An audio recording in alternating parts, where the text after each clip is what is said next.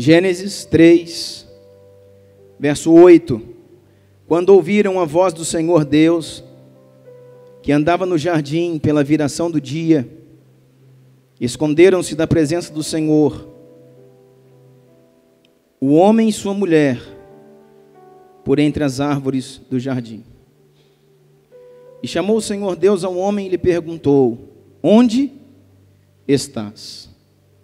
E chamou o Senhor Deus ao homem e lhe perguntou: onde estás? E ele respondeu: ouvi a tua voz no jardim, e porque estava nu, tive medo e me escondi. Perguntou Deus: quem te falou que estavas nu? Perguntou Deus: quem te falou que você estava nu? Perguntou Deus: quem te fez saber que estavas nu? Comeste da árvore que te ordenei que não comesse? Então disse o homem: a mulher que me desse por esposa, ela me deu da árvore e eu comi. Feche os seus olhos. Pai, nós adoramos o teu nome. Declaramos a tua glória, a tua justiça, a tua soberania, o teu poder. Te pedimos mais uma vez, Pai, que o Senhor nos leve a acessar, Pai, a tua revelação. Que o Senhor, Pai, tire aquilo, Pai, que está, Senhor, somente nas letras, mas que o Senhor nos dê o rema, Pai, da tua palavra, Pai. Que o Senhor nos dê, Pai, tudo aquilo que está, Pai, impresso e que não conseguimos ler, Pai. Que possamos extrair, Pai, o néctar, Pai. Algo que venha, Senhor, no mais profundo do nosso espírito. Nós adoramos o teu nome, adoramos o teu nome. Declaramos tua glória, declaramos a tua santidade nesse lugar, declaramos, Pai, o teu amor, e que o Senhor nos conduza nessa noite, em nome de Jesus. Amém? Aqui, querido, Adão e Eva haviam um pecado. O Senhor, quando criou Adão, disse para ele assim: olha, eu vou te dar um jardim, e de todas as árvores do jardim, todas elas você vai poder comer. Tudo você vai poder tocar, tudo te é acessível. Somente da árvore, desta árvore, do conhecimento do bem e do mal, somente dessa árvore você não pode tocar. Porque no dia em que você tocar, ou no dia que você comer do seu fruto, certamente você morrerá. Essa foi a palavra de Deus. Certamente você morrerá. E o que acontece? Nós estamos vendo aqui em Gênesis 3, 8, que o homem comeu daquela árvore, tocou naquela árvore, ou seja, a decisão errada. Nós estamos aqui no começo de todas as coisas, estamos aqui no primeiro homem que Deus criou, chamado Adão, e ele já está começando errado. Ele tem uma palavra para caminhar certo, ele sabe como é fazer o certo, ele sabe o que ele precisa para ser abençoado, mas ele decide fazer o errado. E aqui, quando ele pecou, o Senhor vem. E quando o Senhor vem na viração do dia, porque o Senhor vinha todos os dias na viração do dia ter com ele, é um lugar de intimidade, é o Éden. Sabe, ele vinha e o Senhor colocava um banquinho para ele, e o Senhor puxava um banquinho e sentava, e os dois ali tinham intimidade. E Adão estava ali, o Senhor perguntava: e aí, Adão, como é que foi, filho? Como foi o seu dia? O que você fez? O que você comeu hoje? Qual foi os animais que você deu nome, que você batizou? Como é que está? E era um tempo de intimidade, era um tempo de graça. Era o Éden, um lugar de intimidade. Mas quando ele peca, o Senhor vem, ele não acha mais Adão, porque Adão está escondido. Diga assim comigo: o pecado nos faz esconder de Deus. Você já percebeu isso?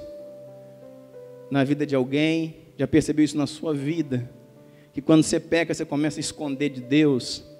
Ah, não vou mais, não quero mais, não sei mais se eu posso, sabe, acusação. Por quê? O pecado nos faz esconder de Deus. Quem senta na frente começa a sentar atrás, já viu isso? Quem senta atrás não vem mais na igreja.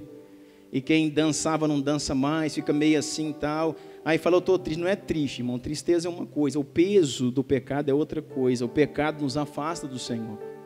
O pecado joga uma capa em cima da gente, que não é uma capa, é como se fosse um tapete. Sabe, um tapete desse 5x5, bem grosso assim, tacar em cima de você. Que você nem anda direito, fica um peso. Então, quando vem a glória de Deus e procura o homem, Sabe, quando o Senhor vem na viração do dia, não acha, e começa a gritar: Adão, Adão, meu amigo, Adão, meu filho, Adão, onde você está? Adão, onde você está? Adão, onde você está? Porque ele não acha Adão, e Adão falou: estou aqui, Senhor. E ele fala: não te vejo, por que você se escondeu? E ele falou: porque ouvindo a tua voz, tive medo. Quando nós estamos em pecado, irmãos, em lugares onde a voz de Deus é audível, nos assusta, nos amedronta, nos intimida. Ouvindo a tua voz tive medo, então me escondi. Mas por que você fez isso, Adão? Porque eu estou nu. E o Senhor pensou com ele, né? Mas você sempre esteve nu. Eu te criei nu e tem muito tempo.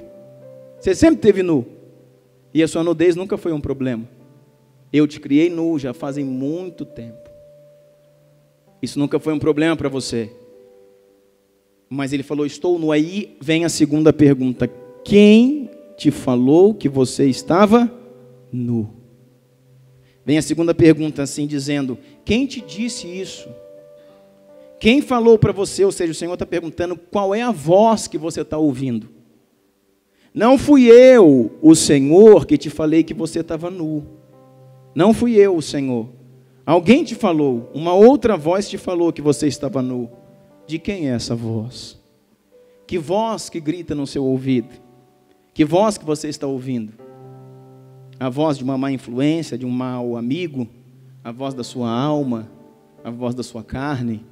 A voz de Satanás, do inferno? Que voz é essa que você ouve? Porque até então, Adão, você só ouvia a minha voz. Agora que você pecou, você começou a ouvir outras vozes. E esse é o problema da nossa vida. O que está nos conduzindo, irmão? Essa voz aqui, ó, que está nos conduzindo, é essa voz, a voz da palavra, a voz da justiça, a voz da verdade, a voz da bênção, ou é a voz, sabe, daquele amigo ímpio do nosso lado lá no trabalho? É a voz da mãe, do pai, do parente, de alguém da nossa casa que não sabe nada de Deus e te fala: não, se eu fosse você eu largava disso, se eu fosse você eu separava, se eu fosse você eu parava desse negócio de igreja, se eu fosse você eu não mexia com isso. E aquilo entra no seu coração e você fala assim: é verdade. Pior que é verdade. Não é a verdade, irmão. Só existe uma verdade. Ela é absoluta e se chama a palavra sagrada do Senhor Jesus. Essa é a verdade. A única verdade absoluta que existe é essa verdade. Então agora ele está caído. Aí sabe o que a Bíblia fala? Você vai começar a ver aí a consequência da queda. Lembra do que pregamos no primeiro dia da primícia? Toda decisão correta vai nos trazer o quê? Quem lembra? Toda decisão correta nos traz recompensa, mas toda decisão errada nos traz consequências. Então, aqui é uma decisão errada, consequência, você vai ver aí uma série delas. Aí vai acontecer isso, acontecer aquilo, você vai ser tirado do jardim. Agora a mulher, para dar luz, vai ter dor de parto. A mulher dava luz, irmão, sem dor. Sem dor. Dá para entender isso? Sabe, o homem comia sem trabalhar, sabia? Na verdade não era sem trabalhar, ele trabalhava, mas o trabalho dele não era suado, não era árduo, era um trabalho prazeroso. Hoje em dia é muito difícil achar um trabalho prazeroso, né? 99,9% dos trabalhos é algo suado, árduo, né? Cansativo. Então, o que acontece, querido? Vai vindo um monte de consequências, porque toda vez que eu escolho errado, decido errado, eu atraio as consequências para a minha vida. Só que depois, no decorrer aí do capítulo, você vai ver então que o Senhor vem, o Senhor traz ele de volta, o Senhor perdoa Adão, embora as consequências fiquem na vida dele, o Senhor perdoa Adão, né? Foi como o pastor Lucas aqui falou: se você matar alguém, entendeu? Você matou alguém, você pede perdão para Deus, e o Senhor te perdoa, pronto, você está perdoado, mas a justiça não perdoa não. A justiça vai te condenar, e você vai passar uns bons anos na cadeia.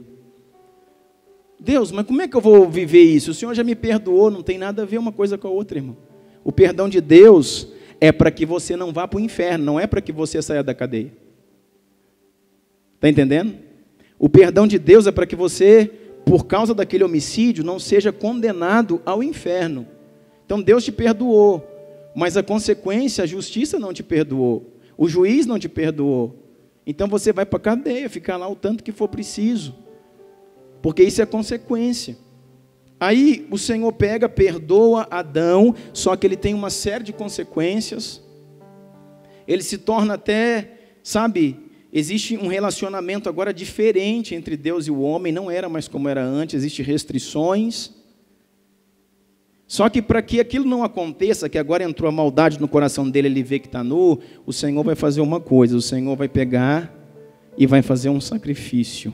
Aí entramos já no terceiro dia das primícias, sacrifício. O Senhor vai fazer um sacrifício.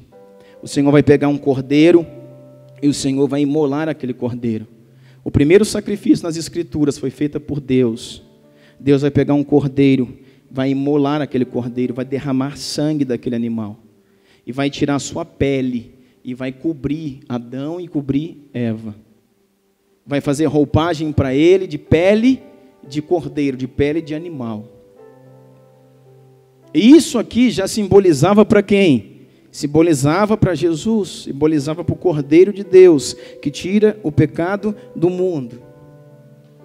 Mas o que eu quero que você entenda, irmãos, aquilo que está acontecendo aqui, no primeiro homem, que está acontecendo em Adão, e que está apontando já para o que vai acontecer lá na frente, é que quando Jesus morreria, o Cordeiro de Deus, o Cristo, ele seria imolado, seu sangue derramado, e a sua morte nos traria uma nova roupagem. A sua morte nos traria vida. A sua morte tamparia a nossa nudez espiritual. A sua morte encobriria os nossos pecados. A sua morte nos traria perdão. Então o Senhor já está apontando lá para a cruz, já lá para aquele cordeiro lá, para Jesus. Mas o Senhor também está estabelecendo algo no reino do Espírito. O que Deus está estabelecendo aqui? Que para todo pecado, para que todo pecado, para que ele seja perdoado, é preciso sacrifício. Para que todo pecado, para que ele seja perdoado, é preciso sacrifício. É preciso derramar sangue.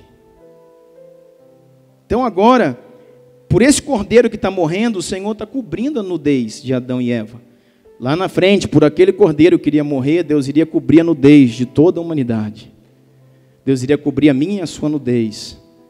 Mas o que eu quero que você entenda? Eu quero que você entenda, irmãos, que os nossos pecados, nossas falhas, nossas transgressões, elas não estão só diante do Senhor assim, olha, Deus, eu me arrependo. E quando eu me arrependo, o Senhor fala, está perdoado. E quando você está perdoado,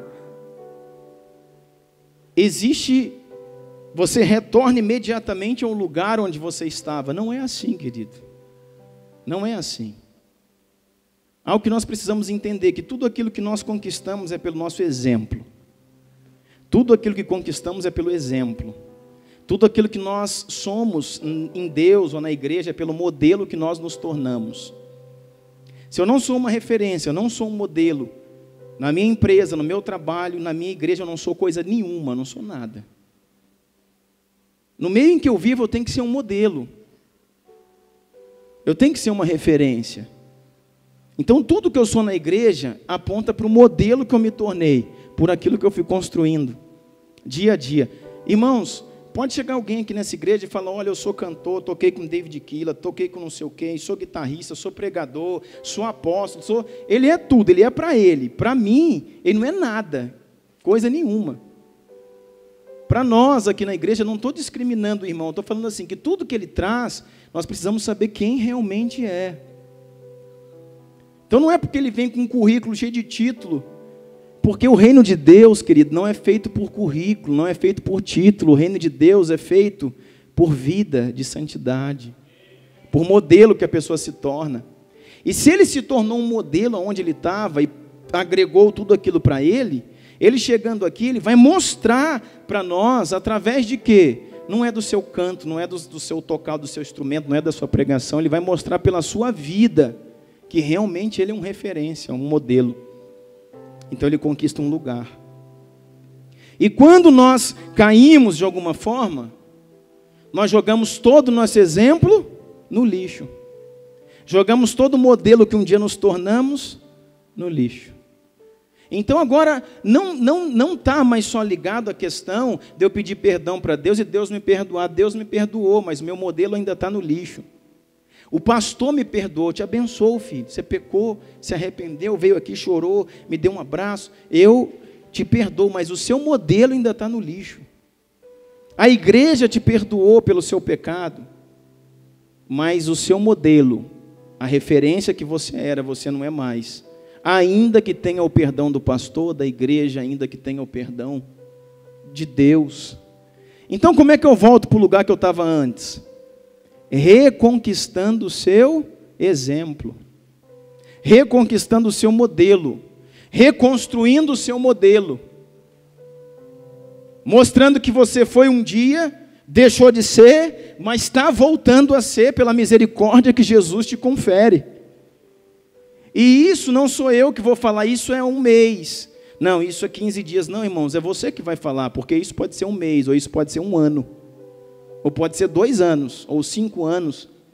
É o tempo que você demora para reconstruir tudo aquilo que um dia você construiu. Você tinha uma casa construída. E vieram os ventos, vieram as chuvas e deram contra aquela casa. E essa casa caiu.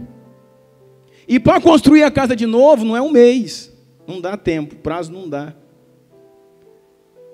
Então eu tenho perdão de Deus, tenho perdão do pastor, tenho perdão dos homens, tenho perdão da minha família, mas não tenho meu exemplo, não tenho meu modelo, não tenho a casa forte que eu fui um dia. Nunca mais vou ter? Não, você vai ter sim, mas vamos reconstruir de novo, tijolo por tijolo, argamassa, cimento, reboco. Vamos construir dia a dia, hora a hora, momento por momento, situação por situação, reunião por reunião, renúncia por renúncia, santidade por santidade, decisão por decisão, sacrifício por sacrifício, até que a casa está de pé novamente. E o pastor, Deus e a igreja pode olhar, aquela casa é firme novamente. Nós podemos confiar nela. Está entendendo? Então, o Senhor faz isso. Então, para que isso aconteça, esse processo é um processo de sacrifício que essa pessoa tem que passar. É um processo de renúncia, de dor, de sacrifício, de ser curado, de ser restaurado, de ser julgado, de ser acusado, de ser apontado, de ser o que for, irmão, não interessa. Eu vou construir minha casa e ninguém vai impedir que eu levante a minha casa de novo. Se eu realmente, irmãos, me arrependi de qualquer coisa que eu fiz e quero voltar a um lugar que eu estive um dia, eu vou construir minha casa e ninguém vai me impedir de construir ela de novo. Eu vou fazer uma casa e ela vai ser mais forte do que era a outra. Mas para isso, leva tempo.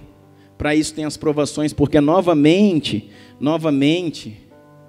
virão os ventos. Novamente virão as chuvas, novamente vão vir as águas e vão bater contra essa casa. Mas ela não vai cair novamente. Não se trata de o Senhor me perdoou, se trata de eu reconstituir a minha casa de volta. Para que Adão e Eva, irmãos, pudessem voltar para o lugar daquilo que eles fizeram lá, para que o homem, Deus do céu, obrigado Jesus, te adoro Senhor, te louvo, eu te amo Jesus, eu te amo Jesus, para que Adão e Eva, querido, para que o homem que veio de Adão e Eva, a descendência de Adão e Eva, né, da onde veio toda a raça humana, pudesse voltar para o lugar que Adão teve um dia, Gabriel. Pensa quanto tempo foi, irmãos. Sabe quando que isso acontece? Lá no Cordeiro de Deus que tira o pecado do mundo. Eles tinham um lugar em Deus aqui, ó, Adão e Eva, tinham um lugar de intimidade plena, de ouvir a Deus plenamente, lugar de voz audível. Lugar de voz audível, lugar de intimidade, de relacionamento com Deus. Quando essa casa aqui cai lá no Éden, irmãos, Foram séculos e séculos e séculos e séculos e séculos e séculos, até que o Cordeiro de Deus, aquele Cordeiro que foi lá, que deu a vestimenta para eles, aquele apontamento profético, até que ele se cumpra em Jesus. Aí Jesus morre, dá a vestidura para eles, e o homem, através do sangue de Jesus, passa a ter livre acesso ao coração do Pai. O homem, pelo sangue de Jesus, pode entrar agora livremente ao Santo dos Santos. A Bíblia fala que quando Jesus morreu, o véu foi rasgado. Aquilo que separava não separa mais. Eu tenho acesso, eu tenho uma nova aliança por um novo e vivo caminho. Agora eu estou num lugar, agora Jesus conquistou para mim um lugar que eu já tive, que meu pai, meus ancestrais, que Adão já teve lá no início. Esse foi o tempo, irmão, que demorou para que a casa fosse construída novamente. Você está entendendo? Então as coisas não são simplistas como nós pensamos. As coisas não são simplistas. Se prega um evangelho, irmãos, que a graça de Deus é um tapete. O tapete é lindo, mas ele serve para você levantar e jogar o lixo para baixo dele e cobre. Que você levanta a ponta do tapete, joga a sujeira, o pecado, o lixo, e você pega, a graça de Deus é o tapete, e você cobre. Não, a graça do Senhor não é um tapete para a gente esconder as nossas mazelas embaixo. A graça de Deus, irmãos, é alguma coisa que vem sobre a sua vida para te restaurar, te fazer de novo, limpo, santo e irrepreensível. Essa é a graça de Deus. E nós acostumamos a entender que tudo é de graça, é de graça. Não é de graça, salvação é de graça. Eu vou morar no céu, isso é de graça. Basta eu dizer, eu creio no Senhor Jesus. Mentira. Não é de graça, é pela graça. É pela graça. E a graça, irmão, não é de graça. A graça é conquistada mediante a decisão, santificação e sacrifício.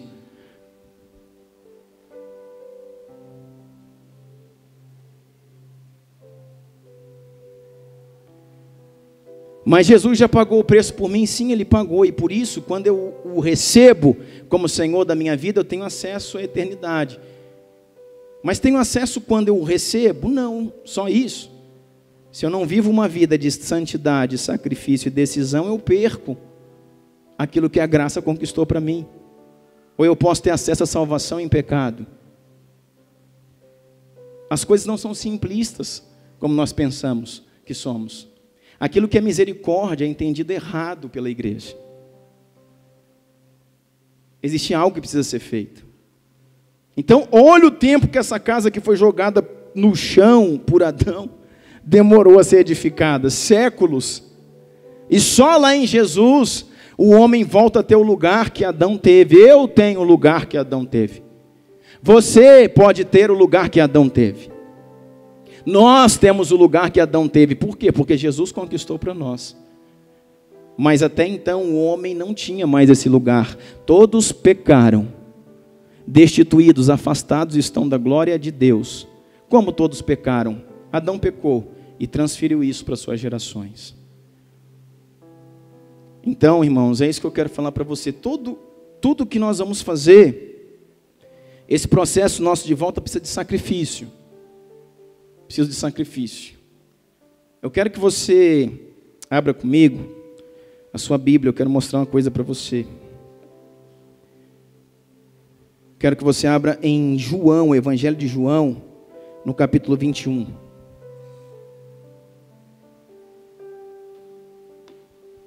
João 21 diz assim, João 21, verso 3. Jesus aproximou-se, tomou o pão e deu a eles, fazendo o mesmo com o peixe. Aqui Jesus, ele morreu, e ele ao terceiro dia ressuscitou. Só que ele não tinha subido ainda aos céus. A Bíblia fala que ele fica por 40 dias na terra, antes que fosse aos céus. Jesus agora está vivo, e Jesus vai ao encontro dos seus discípulos. Ele está vivo porque ele ressuscitou, mas ele ainda não foi aos céus. E aqui, irmãos, João 21 é um texto chave para nós nesse tempo. Olha aqui para mim. Nós vamos ver alguém que desistiu, que desanimou, que de alguma forma falhou, não sei. Pedro. E você vai ver como Deus acreditou nesse homem. Como Deus vai até ele. Como Deus, né, na forma de Cristo, claro, vai até esse homem. Quando Jesus ressuscita, as primeiras pessoas que veem ele, que são aquelas mulheres que vão e estão ali vendo Jesus, né? Uma das primeiras, Jesus fala assim para elas: diga aos meus discípulos e a Pedro que eu estou indo para a Galileia. Diga aos meus discípulos, ponto e vírgula, e a Pedro. Ele não tinha um discípulo, ele tinha 12. Mas ele frisou o nome de Pedro. Por quê, irmão? Porque Pedro era uma referência. Porque Pedro era o mais velho dos discípulos. Porque Pedro era alguém que o Senhor acreditava nele. Pedro era alguém que Jesus acreditava nele. Pedro era alguém que Jesus investiu nele. Pedro era alguém que Jesus caminhou com ele. Pedro era alguém que Jesus o amou. Só que quando Jesus está sendo crucificado, irmãos, ele está traindo. Quando Jesus está indo para a cruz, ele está traindo. E quando ele está traindo, o Senhor não pode subir ao seu trono de glória novamente. O Senhor não pode ser ressurreto aos céus sem tratar isso com esse homem. Porque ele começaria a igreja. Atos dos Apóstolos, a igreja do Senhor Jesus, sabe, o desatar da igreja começa com as ações de Pedro. Agora, olha aí, João 21, olha Jesus indo atrás dele na praia, diz assim: Jesus aproximou-se, tomou o pão, deu a eles, fazendo o mesmo com o peixe. Esta foi a terceira vez que Jesus apareceu aos seus discípulos, depois que ressuscitou dos mortos.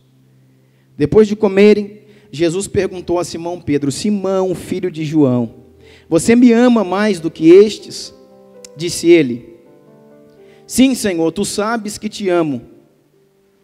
Disse Jesus: apacenta as minhas ovelhas. Amém? Põe os seus olhos nesse texto, verso 5. Depois de comerem, Jesus perguntou a Simão Pedro: Simão, filho de João. Está vendo que não está chamando ele de Pedro? Está chamando ele de Simão. Eu já expliquei isso para você. Porque aqui a natureza é caída, não é a natureza de Pedro, que é rocha, é a natureza de Simão, que é você precisa ouvir. Oh Deus, dá-nos entendimento, Pai. Simão, filho de João, você me ama mais do que estes? Disse ele: sim, Senhor. O original é: tu sabes que eu gosto de você. Tem alguma versão que diz assim? A palavra do Senhor é: Simão, filho de João. Deus está perguntando para ele: você me ama?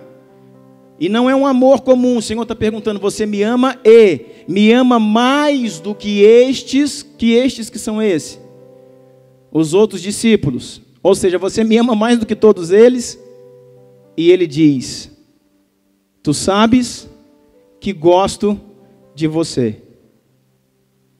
Presta atenção, irmão. Quero te mostrar uma coisa aqui. No original, essa palavra amor, para a gente amor é só uma palavra.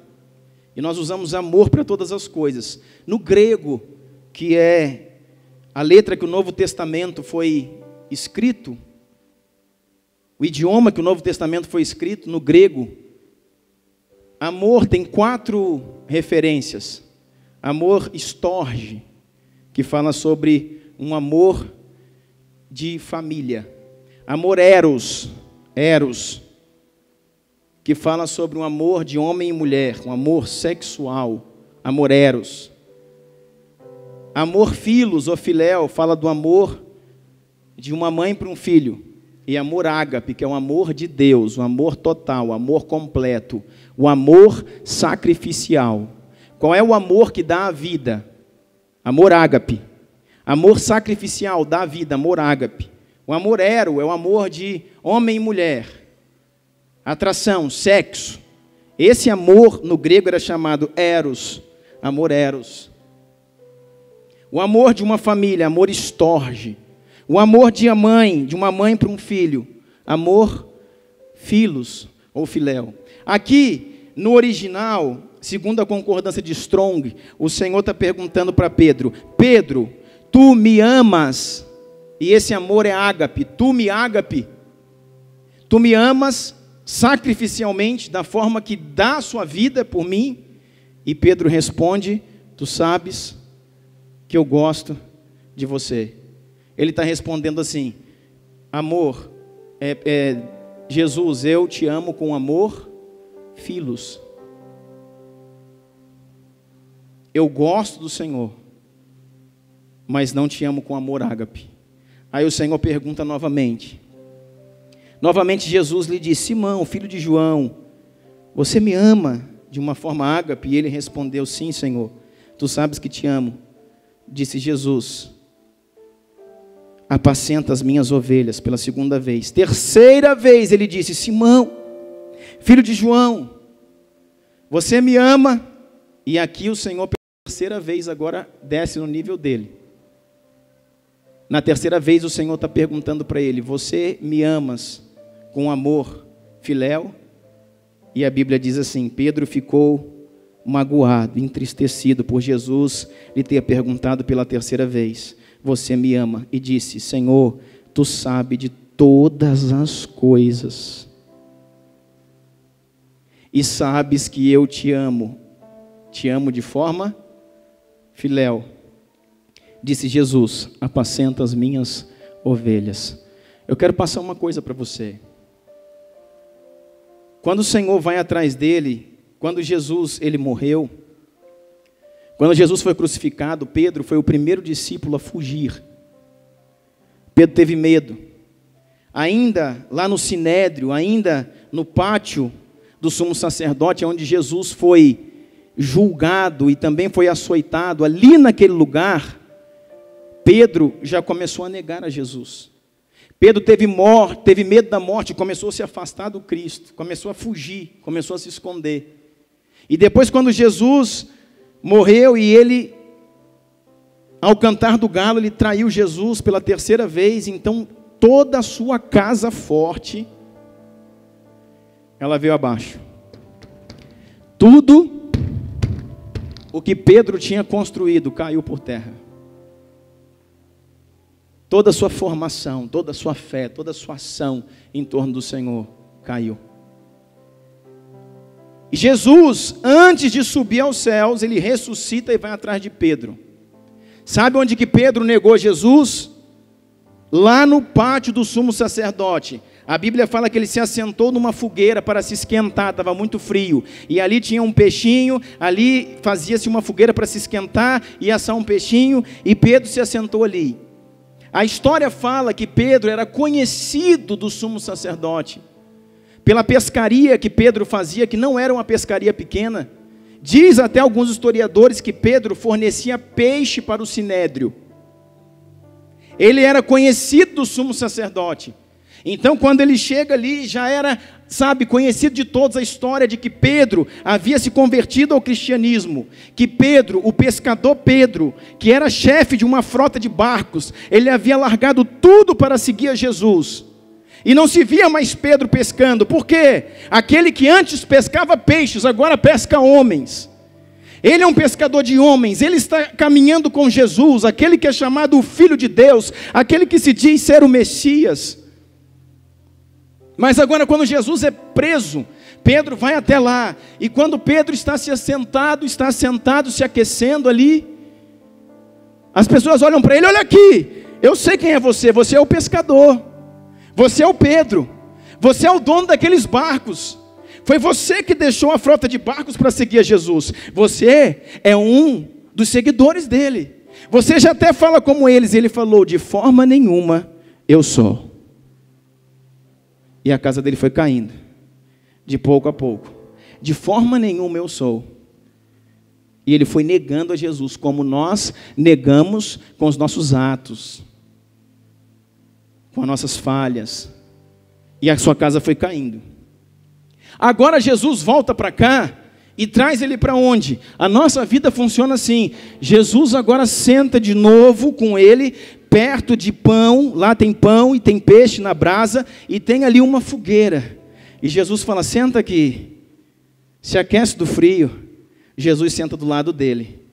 E Jesus fala, lembra daquela noite? Irmão, oh meu Deus. Pensa nisso, você que está voando aí, pensa nisso. Pensa em algo que você passou, e aonde você caiu, aonde você falhou, aonde você negou, aonde você não resistiu, e Deus te trouxe ao lugar exato, da mesma forma. Senta aqui. Foi dessa forma que você me negou, do lado de uma fogueira, se aquecendo. Eles estavam pescando, já era fim da tarde. Pedro veio nadando, Pedro estava molhado. Pedro estava com frio. O Senhor Jesus que preparou a fogueira. Foi Jesus que preparou os peixes. Foi Jesus que colocou o pão. E falou, senta aqui, filho. Senta aqui. Lembra de uma fogueira dessa? Lembra de quantas vezes você me negou lá atrás? Lembra de quantas vezes você me negou lá atrás? E Pedro, sim. Quantas vezes foram? 3 vezes. E o galo cantou, não é isso? Eu quero perguntar para você agora. Filho, tu me amas? Tu me amas de uma forma ágape. Jesus está perguntando, tu daria a tua vida por mim? E por que Jesus está perguntando isso para ele, irmão?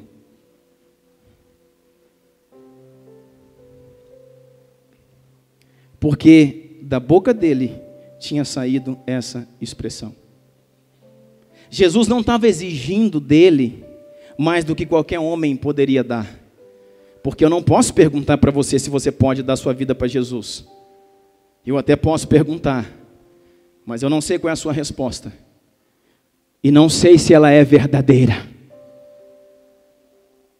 Para falar, nós cantamos, te dou minha vida, te dou meu coração. Muitos dão a vida, mas não dão o bolso. Muitos dão a vida, mas não dão o caráter. Muitos dão a vida, mas não dão o seu tempo. Muitos dão a vida, mas não dão uma madrugada em vigília. Muitos dão a vida, mas não dão as reuniões semanais. Mas a vida a gente dá. Está entendendo? E dessa forma é que nós amamos ao Senhor, dizendo, eu te entrego a minha vida. Um dia o Senhor, junto com seus discípulos, falou assim, olha, Jesus ceou com eles, Jesus pegou, ceou com eles, sentaram, a mesa era assim, junto do chão, e Jesus colocou aquela toalha, e Jesus pegou o pão, e Jesus pegou o cálice, e Jesus ceou com eles. Depois de terem ceado, a Bíblia fala, lá nos evangelhos, em Marcos, que eles cantaram um hino. E eles cantaram um hino junto, como é precioso, irmão, estar bem junto a ti. Pegue na minha mão aqui, Pedro, pegue na minha mão, João. E eles oraram, e eles cantaram, e eles cearam, e eles disseram, tem uma aliança. Quando eles levantaram dessa ceia, Jesus levantou e falou assim, olha,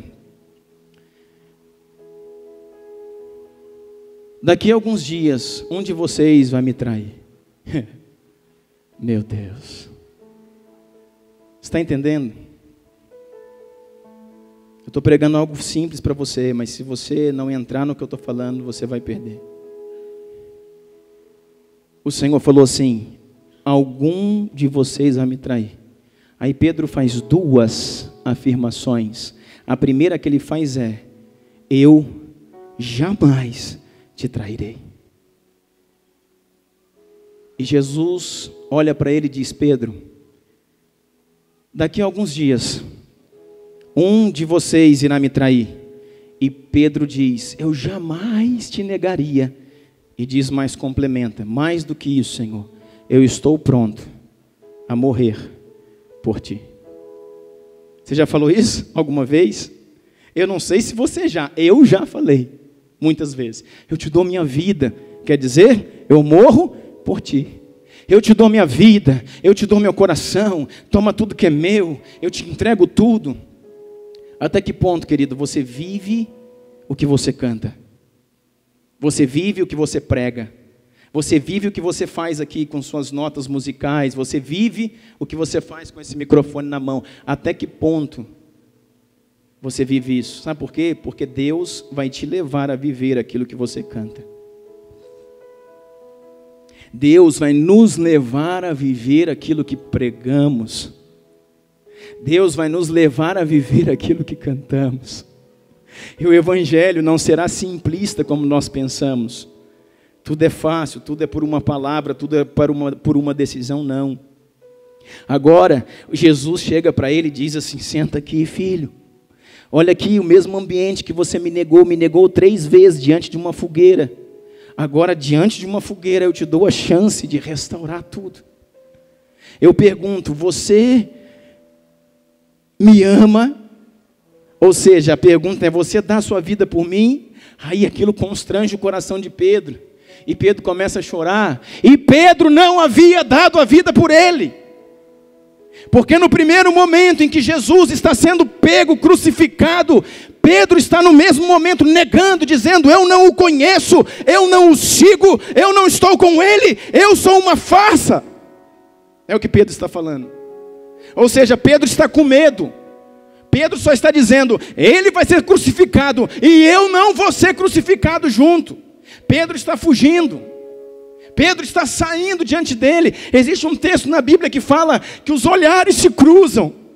Meu Deus, que Jesus, quando está sendo espancado, está sendo levado por uma comitiva de romanos, ele cai, e quando ele cai entre as multidões, ele olha para Pedro, ele fita os olhos em Pedro. Meu Deus, como se estivesse falando: Pedro, não faça isso, Pedro. Eu já te disse o que você vai fazer, então vigia. Não é como Judas, que profeticamente ele tinha que trair, porque as coisas tinham que acontecer assim, Jesus tinha que morrer. Mas Pedro não tinha que cair. Pedro não tinha que cair. E Jesus, quando cai machucado, ferido, esgotado, Jesus consegue fitar ele no meio da multidão e olha bem para o rosto dele. E diz: não faça isso, Pedro, por favor. Mas ele faz.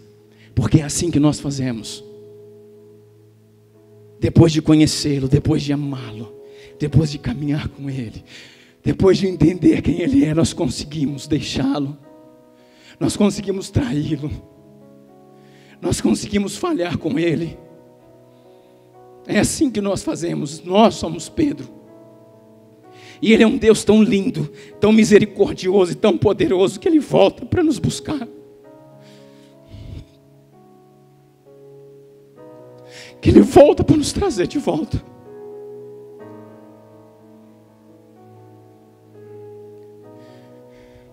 E quando ele volta, ele diz: Pedro, tu daria a tua vida por mim?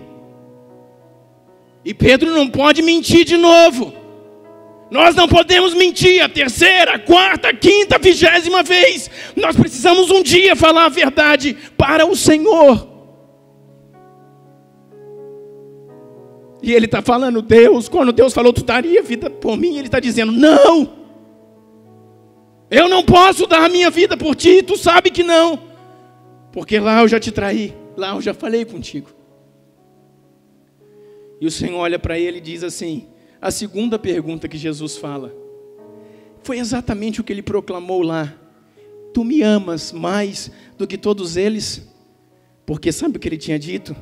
Todos podem te trair, porém, eu jamais. Deus vai te levar a viver aquilo que você prega. Deus vai te levar a viver aquilo que você canta. Deus vai te levar a viver aquilo que você conhece. Por isso que o Senhor está falando isso para ele. Por que não cobrou isso dos outros? Porque ninguém falou isso. O único que falou isso foi Pedro. E o Senhor fala: dá sua vida por mim? Não posso dar. Segunda pergunta que Jesus faz: tu me ama verdadeiramente mais do que todos eles? E Pedro diz: não amo. Aí o Senhor vai a segunda vez, porque negou 3 vezes. O conserto, irmãos, é na mesma proporção. Aí, na segunda vez, o Senhor pergunta de novo: tu daria a minha vida? Daria a tua vida por mim? E ele responde: não daria. É isso que ele está respondendo. Na terceira vez, olhe para mim. O Senhor pergunta assim para ele. Desceu no nível dele. Você gosta de mim? Você me ama da forma filos, ou seja, gosta de mim? É meu amigo? Ele falou, sim, nesse nível eu estou. Mas a Bíblia fala que o seu coração se entristeceu. E antes de dizer a resposta, ele diz assim, tu sabe de todas as coisas. O Senhor sabe quem eu realmente sou. O Senhor sabe até onde realmente eu posso ir. E o Senhor está dizendo, sim, eu sei. E porque eu sei que não é até aqui só que você pode ir, é que eu vim. O Senhor está dizendo, porque eu sei que sua caminhada não para aqui, é que eu estou aqui. É porque eu sei que hoje você está no filéu. Eu sei que hoje você é meu amigo, mas você pode dar a vida por mim, é que eu estou aqui. É por isso que eu vim.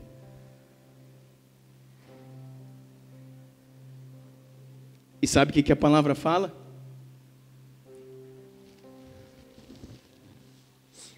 Apacenta as minhas ovelhas. Aí diz assim, o verso 18. Digo-lhe a verdade.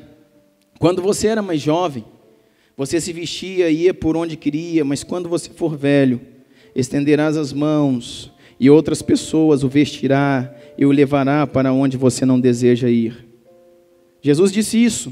O que quer dizer isso? Verso 19 explica. Jesus disse isso para indicar o tipo de morte com que Pedro iria glorificar a Deus. Então lhe disse, siga-me. Jesus falou, eu não desisti de você, siga-me.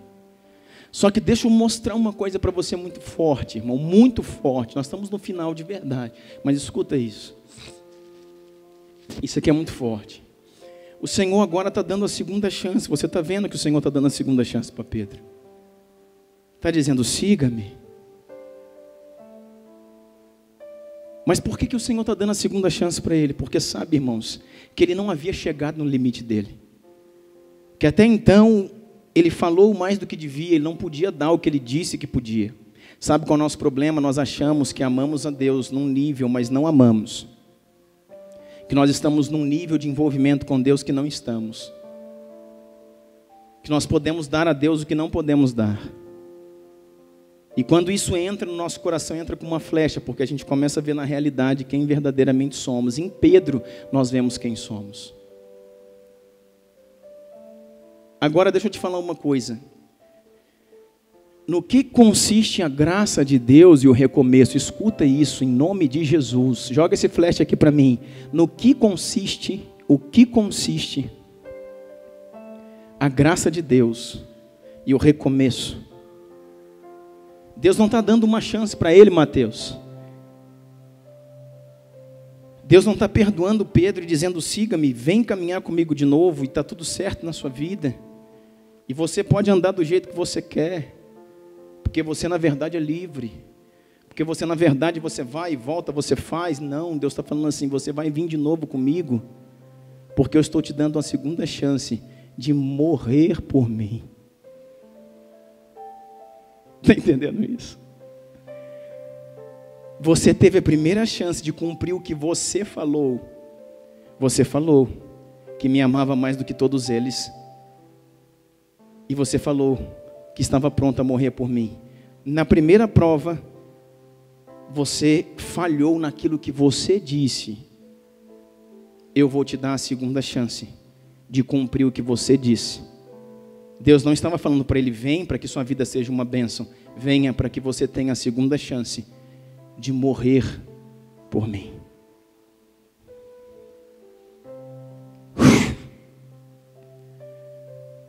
Porque vai chegar o dia novamente, em que as palavras que você liberou lá atrás, eu sou o único de toda essa equipe que não te nego, e eu sou o único capaz de morrer por ti, vai chegar o dia lá na frente.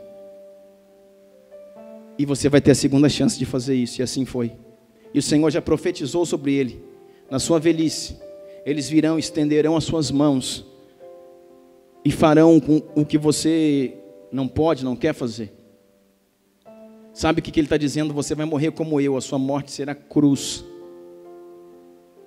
Porque é na cruz que o caminho da restauração passa, queridos. Na cruz a nossa identidade é revelada. Na cruz, sabe algo que chama muito a minha atenção? Tem um texto que acho que é João 19, acho que é no capítulo 19 de João que fala isso. Que quando crucificaram Jesus, colocaram ele lá. E todo mundo dizia: é Jesus, não é Jesus, é Messias, não é Messias, é filho de Deus, não é filho de Deus, é rei dos judeus, não é. Quando ele morre na cruz, Pôncio Pilatos manda colocar lá: esse é o rei dos judeus. E não só em um idioma, em 3 idiomas, para que os gregos possam ler, para que os judeus possam ler, e em latim também. Em hebraico, em grego e em latim, 3 placas. Esse é o rei dos judeus. Aí vieram contestar ele, os fariseus: não ponha isso, Pilatos, ponha que ele falou que ele é. E Pilatos falou: o que eu escrevi está escrito. Ele é o rei dos judeus. Sabe o que eu quero dizer para você? Que a cruz revelou a identidade do Messias. E é esse lugar que revela quem eu e você é. Pare de viver um evangelho leviano, querido. Pare de viver um evangelho de aventuras. A cruz está separada para nós. Um lugar onde a nossa realidade é mostrada. Agora, o Senhor está dizendo para Pedro aqui: olha, você vai lá. E quando chegou o tempo dele, agora ele tem a segunda oportunidade. A cruz era a pior morte que poderia existir naquele tempo. A morte por crucificação. E quando vão crucificá-lo, que assim era a sua morte, ele falou: eu tenho a segunda chance agora. E eu não vou fugir dela. Eu construí uma casa. E essa é muito firme. Pode vir as águas, pode vir os rios, pode vir o pecado, pode vir a mentira, pode vir a acusação, venha os inimigos, venha a morte, ela não vai cair. Ela não vai cair. A casa está construída de novo. E disse: tu vai morrer em nome de Jesus. Ele: estou pronto. Um dia sim falei, e agora estou pronto. E quando foram colocar ele na cruz, ele me dá o privilégio de não morrer como meu Senhor. Não mereço. Não sou 1/10 do que ele foi. Me crucifica de ponta cabeça, de cabeça para baixo. Meu Deus. E assim foi com ele. Ele foi crucificado de cabeça para baixo. Agora pensa comigo, querido. A palavra do Senhor diz que ele perguntou assim, vamos lá. 19, Jesus disse isso para indicar a morte com o qual Pedro iria glorificar a Deus. Então lhe disse: siga-me. Pedro voltou, viu o discípulo a quem Jesus amava e o seguia. Este era o que estivera ao lado de Jesus durante a ceia e perguntara: Senhor, quem irá te trair? Quando Pedro viu, perguntou: Senhor, quanto a ele? Estava falando de João. Respondeu Jesus: se eu quiser que ele permaneça vivo até que eu volte, o que te importa? Quanto a você, siga-me. Foi isso que se espalhou entre os irmãos, o rumo de que ele, o discípulo, não iria morrer. Mas Jesus não disse que ele não iria morrer, mas apenas disse: se eu quiser que ele permaneça vivo até que eu volte, o que lhe importa? Quando Pedro recebe essa chamada do Senhor, fala: siga-me, ele fala assim: Jesus, eu tive a primeira chance de morrer por ti, eu escapei dela, minha casa caiu, mas esse aí, ó, esse aí, o teu amigo João, ele não fugiu. Ele foi o único que não disse que morreria por ti, mas ele já morreu por ti. Quando todos fugiram no sinédrio, ele estava lá. Quando todos fugiram na perseguição, ele não fugiu. Quando todos na crucificação te abandonaram, ele estava lá.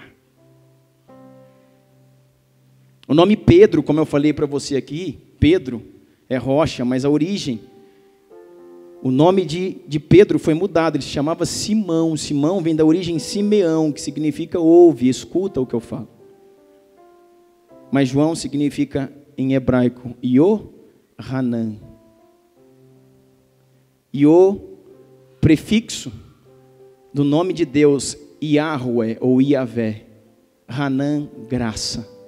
O nome João significa a graça de Deus. Sabe o que ele está dizendo? Eu tive a primeira chance e não aproveitei. Mas esse aí, ele teve a primeira chance de morrer por ti, ele aproveitou. O que vai ser feito dele? E o Senhor falou, não interessa o que vai ser feito dele. Foca na sua missão. E sabe qual que era a missão? Apacenta as minhas ovelhas. Terceiro ponto que eu quero dizer para você. Quem ama a Jesus, trabalha por Jesus. Eu quero dizer para você, querido, não existe uma igreja domingueira. Não existe uma igreja domingueira. Não existe uma igreja que não está envolvido com as ovelhas de Cristo. Apacenta as minhas ovelhas. 3 vezes o Senhor falou isso. Se tu me amas, cuida das pessoas na qual eu morri por elas.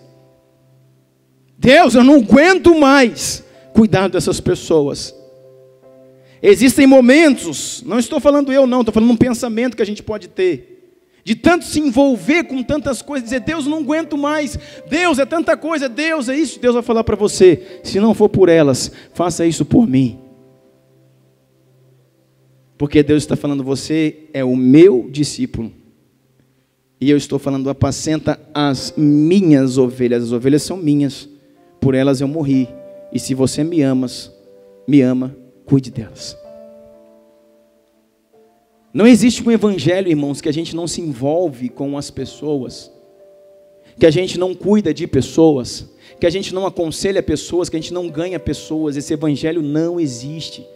Não existe um evangelho que a gente vem na igreja domingo ouvir, vai para casa e volta no outro domingo. Desculpa se eu peguei você com essa afirmação, mas esse evangelho não existe. O Senhor falou, apacenta minhas ovelhas, cuida dos meus pequenos, cuida das pessoas, ganha. E quando Pedro sai de lá, agora ele está restaurado, ele volta para a equipe. Olha aqui, olha aqui. Existe um grupo de pessoas ali, os discípulos estão olhando essa conversa de Jesus com Pedro, porque é só Jesus e Pedro, e os discípulos estão pensando, será que ele volta, será que ele não volta? Será que ele restaura, será que ele não restaura? Assim é a igreja, né? Está todo mundo lá olhando, o que será que eles estão conversando? Todo mundo, os outros discípulos sabiam que Pedro havia caído, embora alguns discípulos haviam até seguido a Pedro. E está todo mundo de volta ali há muito tempo, os 12 não se reuniam, agora está todo mundo ali. João está lá, o que sempre perseverou. E João está lá, poxa cara, ô André, ô Felipe, cara, você sumiu. Onde você estava? Pô, eu fui com Pedro e tal, e Pedro está lá com Jesus, todo mundo está perguntando, o que será dessa equipe? Como é que vai ser esse grupo? Será que Pedro volta, Pedro não volta? Pedro é o mais antigo, Pedro era como se fosse o nosso líder, e Pedro volta todo feliz e diz, eu vou recomeçar. Ele me trouxe de volta. Ele me chamou e disse, siga-me. Mas ele não me chamou para viver a minha vida, ele me chamou para morrer por ele. E sabe mais o que ele disse? Que ele vai me dar a segunda chance de morrer por ele. E isso não vale só para mim, vale para todos nós. Aí todos os discípulos ficaram. Todos nós vamos entrar nessa. Vamos correr ou vamos ficar? Eu já me decidi. Eu vou ficar, vou começar a construção da minha casa firme. E os outros disseram, também vamos ficar. E Pedro falou assim, só existe um que não vai morrer. Decisões certas geram recompensas. Pedro não vai morrer. E todo mundo fica, João não vai morrer. E todo mundo fica, mas como João não vai morrer? E João, que escreve esse evangelho aqui, que nós estamos lendo, João capítulo 21. João está dizendo, Jesus não falou que eu não vou morrer. Não está escrito aí? Quem escreveu isso foi João. João falou que se ele quiser que eu fique vivo até que ele venha, eu fico. Mas ele não disse que eu vou morrer, mas Pedro estava falando que ele não ia morrer. Sabe o que Jesus estava falando para ele? Sabe qual é a revelação que Deus estava dando aqui? Se eu quero que ele fique vivo até que eu venha, ele vai ficar. E ele ficou, irmão. Ele ficou vivo até que ele teve toda a revelação para escrever Apocalipse, que é quando o Senhor vem. Ele ficou vivo em Patmos até o final dos seus dias. Ele não foi crucificado, ele não foi martirizado, porque ele decidiu certo quando todos decidiram errado. E quando todos receberam a sua consequência, ele recebeu a sua recompensa. Foi o único que morreu de morte natural e permaneceu vivo até que tivesse a revelação de como, quando, de que forma que será a volta do Filho do Homem. Permaneceu vivo, escreveu até que ele venha. Amém? Você pode ficar de pé.